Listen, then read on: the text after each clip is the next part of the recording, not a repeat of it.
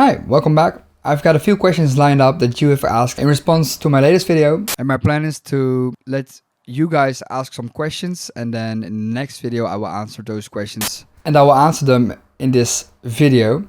So the first question is about the break and how to make a good atmosphere, and also about making paths. So this is how my break sounds without the vocals.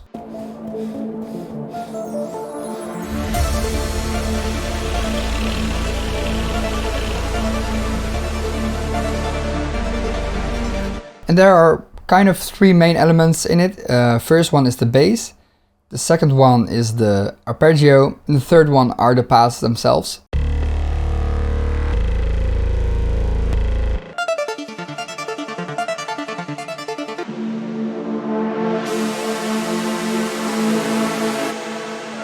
So the path is from Spire. It's just a preset called Blade Runner, but I will show you how I would have made it in Silent 1.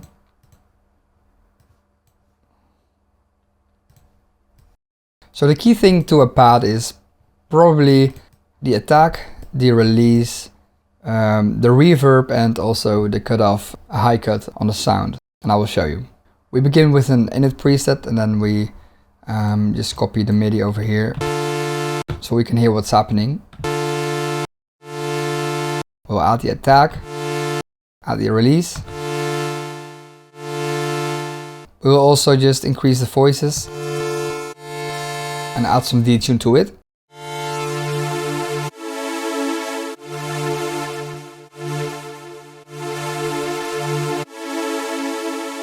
Now we will add the filter as well.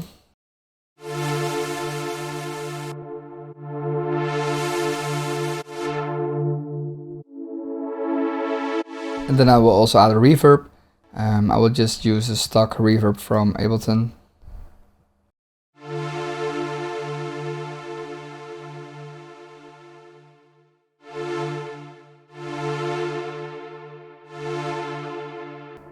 And just tweaking the knobs a little bit. Now if you hear the sound by itself, it sounds kind of like this, which is okay, but if you just increase the reverb and lower the filter, it will sound like a pad.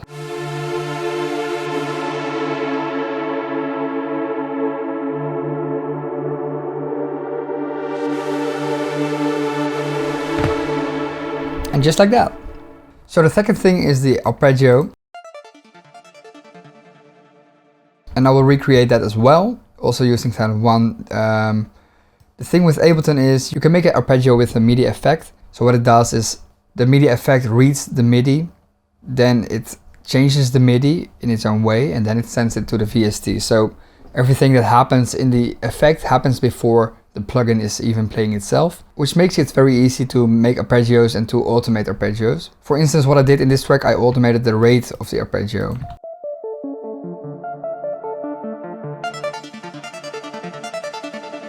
Just like that.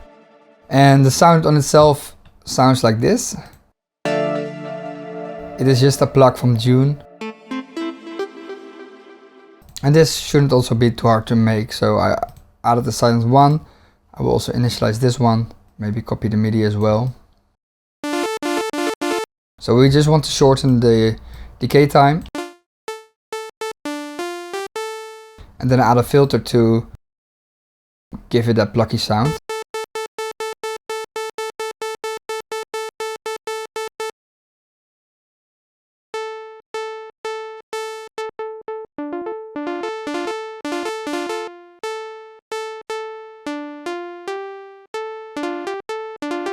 If I add the arpeggiator from Ableton itself, it's very easy. It will just, I'll just put this on down and make the rate correct, and then it sounds like this. That's it. And then I would also add some reverb to it, and I will add the Valhalla Room reverb.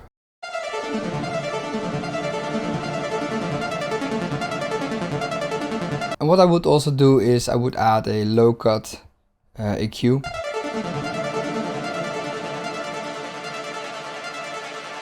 Just like that. And a lot of beginners forget about the bass, but the bass is very important because it adds a lot of depth to the track, a lot of oomph.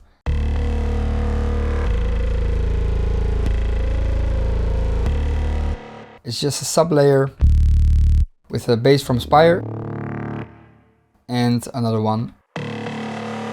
But here I deleted the sub frequencies and I added a delay without it and with the effects.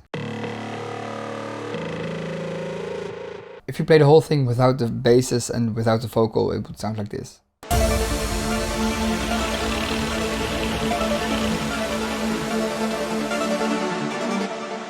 Which is okay, but it could be better. Now if I add in the vocals again.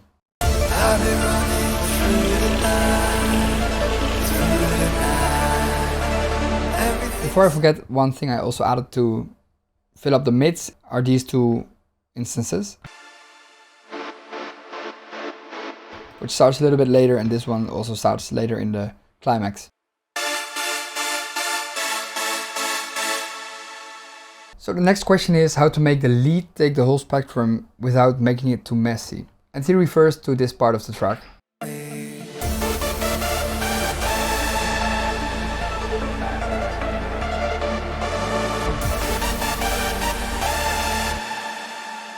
So the leads consist of many layers. I've got two main layers and then the rest is like more filler layers, I guess.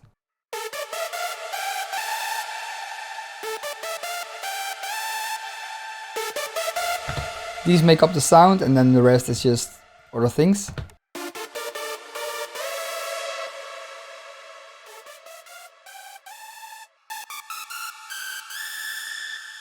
Now, if you look at the spectrum, you will see the leads, they take up most of the high frequencies, and I added a low cut below 200 Hertz. And actually in the build-up I added a automation for the low cut, this one, just so that the build-up will punch through, and then I increased the low cut a little bit here in the climax as well. The leads are mostly up here, but the pads, they mostly are down here.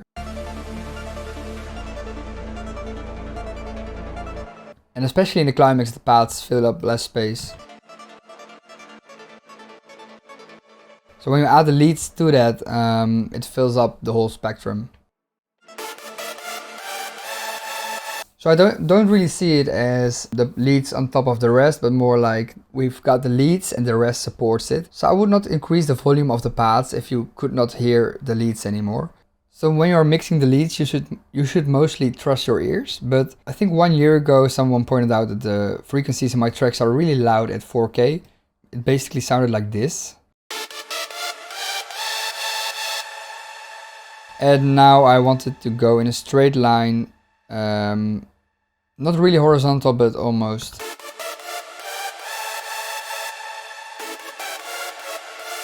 And in the climax, the two main parts are the kick and the leads. They are the loudest. The volume of those are just right up there, and all the other things are a bit down. And when I mix, I always put the kick first, then the leads, and then I add all the other elements to make it sound good. One thing I also did is I added a sidechain trigger for the leads. A few years I didn't really use sidechain anymore because I thought it didn't really sound nice. But I found out that the punch of my kick didn't really come through my latest tracks. So what I did is I added the punch of the kick and I shortened it, and then I just put it on the 4/4. I muted the track and then I went to the lead group and I added the sidechain here as an input. Without it, it sounds like this. If I didn't add the sidechain, the track would sound very differently, and I will show you that.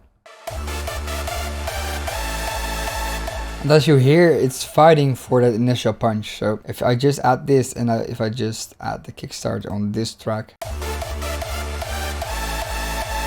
then you will hear the punch more clearly. And another thing I did for the leads is I added a sidechain for the delay. So when the lead is playing, the delay ducks down.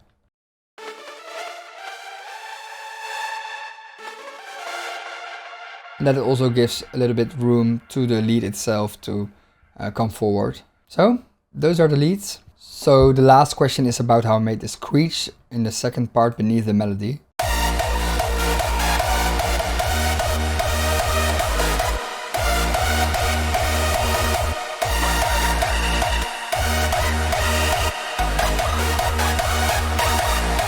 So I actually tried a few other screeches first, but I didn't really think they fit that well. So the first screech is a sound from Spire with a bunch of distortion to it. If I remove the effects, it sounds like this. Just a normal sound. I will play the effects one by one, and I also added some automation to the effects themselves. So if I turn this one on, you see the cutoff moving. It's this one, and otherwise it would sound like this. So that filter effect alone already adds a lot of movement to the sound, and then I added an EQ, erosion, a camel fat. This one adds a lot of crunch to the sound. I've got distortion, a clipper. I didn't actually include this tremolo in the effect. I also added a frequency shifter, and that also adds a lot of ringing to the sound.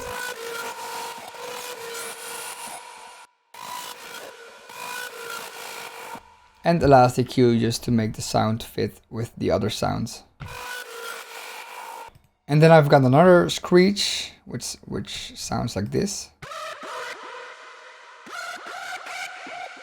And without the effects, it is just a normal saw wave with a bit of automation.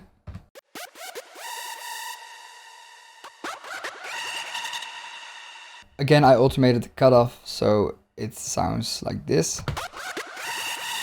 So you can add a lot of movement with the cutoff. And I also added a tremolo, and the depth is increased by time.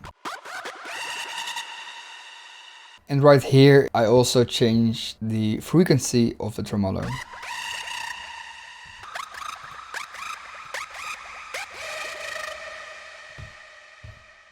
And that's that. I have a tutorial on how to make screeches. I will link it below. I also have a tutorial on how to mix leads, but I think that tutorial is a little bit outdated because right now I don't really like those leads anymore, but it still might be useful to you if you are learning. So yeah, let me know what you think of this tutorial, and let me know if you have any suggestions. I've got a new setup, a new computer, and it makes it a lot easier for me to make my tutorials. So if you want to see something about vocals, about melodies, about kicks, about pads, whatever, just ask the question and I will make a tutorial on it. And I will see you next time.